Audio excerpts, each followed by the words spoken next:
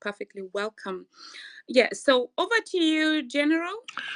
Thank you very much, Maj. And I thank Professor Kivuta Kibwana and Casmuel, um, um, Tony, um, everybody else who has spoken. I think that everyone has given very, very good ideas. I like it. I want to request the co-hosts to probably push NATO and Jerotich up there because I see them down there. They were supposed to be speakers and I don't see them up. But that is as I continue. I want to focus on some of the questions that were asked before I make a comment. Um, the question about the media and whether or not there is something that we can do about the media to make our message or the movement's message. I say our because this movement clearly cannot belong to any generation. I say that with all due respect because there is no movement that arises out of a vacuum.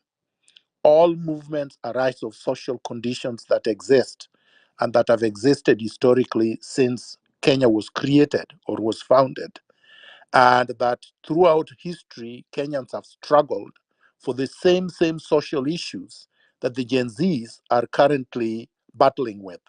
So there is no vacuum in the struggle, and there is no vacuum in terms of how this struggle has been fought throughout history. I was talking with Kasmuel yesterday, and one of the things that we discussed was there were victims in 1963, 1964, throughout history up to today. So when we are talking about uh, justice for the victims, we cannot only just think about the victims of June 25th. We have to think holistically, historically, about all the victims, the Pio Pinto Gamas, the Tom Boyers, the Adwings Codex, the Ochukas, and more recently the Musandos, and the ones who died in 2018 when I was arrested, and the youth actually were demonstrating on the streets, and many were shot dead. Those people have not obtained justice. Or last year, when ODM was doing maandamano and many families lost loved ones. We must look at this thing holistically. But coming to the issue of the media, the mainstream media is owned by the people we are fighting against. So let us not be deceived. The Citizen media is owned by Royal Media Group, which is owned by S.K. Macharia, who was the chairman of the campaign committee of Raila Odinga. So when Raila Odinga joins Ruto in the illegitimate coalition, clearly Citizen will start siding with Raila Odinga and William Ruto. Hence, the mistreatment of Casmuel during yesterday's show. So we have to see this in context. When you look at The Nation, the editorial director of The Nation was paid school fees for by Raila Odinga. He has loyalty to Raila Odinga personally. So you don't expect the Daily Nation to start covering these things in a balanced way. Look at CNN. Who is the anchor or the reporter for CNN? Has done a great job so far, Larry Mado. But what did he do in 2018 when I was trying to talk about revolution? He shut me up. These are people whose origins and DNA are rooted in the cabal system in Kenya that we need changed. So don't expect anything different from them. In any event, the social media is currently the leading media in the entire world, accounting for more than 80% of media traffic. So once we dominate the social media and we disseminate our information in the social media, we can disregard the mainstream media. We will still encourage people who are invited to go there and deconstruct them. But don't focus on the mainstream so called media. That media is dead and dying. The next thing I wanted to talk about was the issue that I don't know whether it was Professor Chiang, But he mentioned that they are having petitions and constitutional challenges in court and blah, blah, blah. And they want to amend the constitution to ensure that Ruto can go without anybody being on the street. With all due respect, a misguided and wrong-headed strategy. Law, and I'm talking here as a veteran lawyer of 30 years standing, law is an instrument of power. Power is not an instrument of law. So law and the judiciary serves the state. You don't expect an instrument of the state to declare that a regime should go home when that regime was elected, even if that regime becomes illegitimate before 2 years like this one. So going to court is wrong-headed when you are dealing with Article 1 of the Constitution, where the people have uh, recalled the legitimacy they donated to the government in power. And they are saying they now want to exercise their sovereignty directly. Don't go to court for any interpretation of Article 1 because you will not win. No court will declare this government illegal. No court will tell Ruto to go home. If you are declaring such orders, we need to have you rebooted to the default because you're not going to get those orders. There is no court in the world that will give you those orders. So it's a waste of time. We need to focus our attention to what is important right now, which is the popular movement on the streets. Let's be very clear here, because if we are not clear, we will not be able to achieve what actually is imminent. The current state, the current is inherently and incurably defective. So you cannot reform it. And when you look for court orders and you're looking for amendments, you're trying to reform this thing. It's like taking deodorant and using it on a skunk. The, the order that is going to come out of there is worse than the natural skunk, the order of the natural skunk. So let's not do it. The third point I wanted to make, there is nothing wrong with people saying we are anti-government. We are. We want Ruto to go with his government and his regime. So there's nothing wrong by people saying these things are anti-government demonstrations. Let's embrace that. Yes, they are inherently anti-government.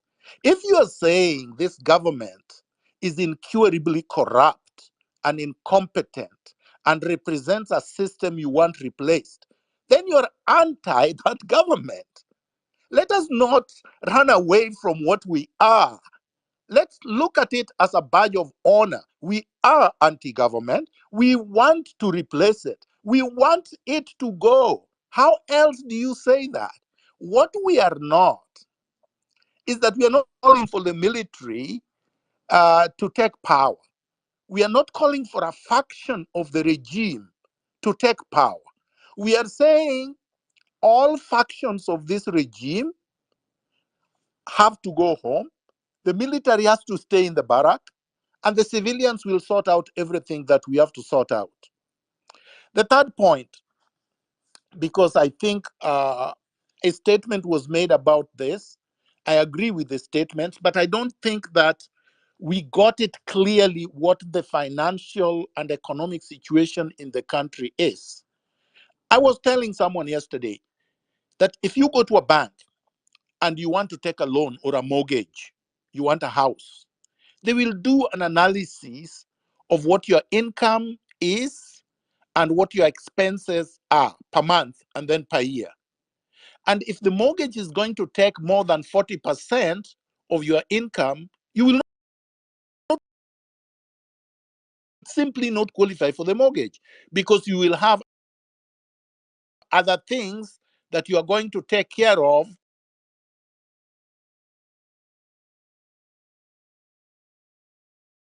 percent of revenue to pay foreign debt and mainly to pay interest. In fact, to pay exclusively interest, which means these are only interest-only loans.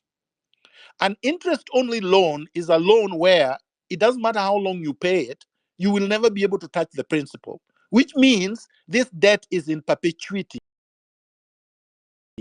It's an illegal debt because no debt should be in perpetuity. No mortgage runs more than 25 years. So anything that runs more than 25 years has to be legal. But they're telling us this is a debt into perpetuity. Then they're telling us if you take 65% to service the interest, what is left there? What is left there is 35%, right? This 35% is not just going into development. In fact, zero goes into development because 30% goes to recurrent expenditure, the salaries, the benefits, the per diems, the 200 million Ruto tax for jets to Washington, their first lady's office, the second lady, the third lady, the first daughter, whatever you want to call them. So then the country gets zero towards development. I'm not even talking about what is stolen. I'm now only talking about what they are saying.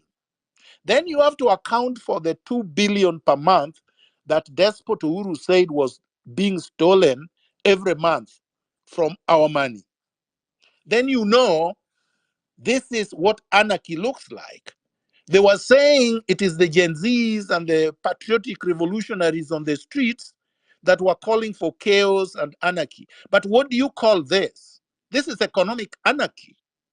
Because if you cannot come out of the debt trap and you cannot put any money towards development, then how can this be sustainable? How can anybody say this economy will create jobs? This economy will give us universal health care? This economy will be able to provide for quality education? This economy will be able to build roads? All these things they are telling us is just being done on credit. So all this is debt. Yet, the same people are telling us, and the Auditor General has told us, and other investigative forensic experts have told us, more than 2.5 trillion was stolen in the last 10 years and is sitting in offshore accounts. And they don't want to go get that so that they can clear the debt and be able to develop our country. And this is deliberate. So when you see Raila and the rest joining in with grade D former governors, some of whom are in court for corruption, such as Oparanya, they want to support each other because without this system that is incurably defective and cannot be reformed, they cannot survive. That is why an overhaul is inevitable. An overhaul is the only thing that can be done and must be done. I like what Benji Ndolo said, that we target even 800,000. That's a lot of people. But as much as 5 million or 10 million, because everybody in Kenya is tired. It is not right to say that that's all we can be able to gather, because as Ndolo correctly said, Martin Luther King gathered 1 million before Kenya got its independence. So if he was able to gather 1 million, there was no social media. And he was not even as organic, that organization, as this one. And the situation was dire, yes, but it was a different century altogether, almost. It was many, many decades ago. How can we fail in this day and age to be able to have even 5 million people in Nairobi when we are organized, when we can get together and hire buses and matatus, when we can loan each other money so that they can get transportation, when we can accommodate each other, when we can source for support from others who are as disgusted as we are towards this regime. We cannot fail. What I want to emphasize is that we cannot fail. And I finish where Marco Ure had finished the last time. He asked the question, How do we ensure that we don't lose more lives? And the answer is simple. If we show up in large numbers, we will not lose any lives because 1,000,000 people cannot be shot at.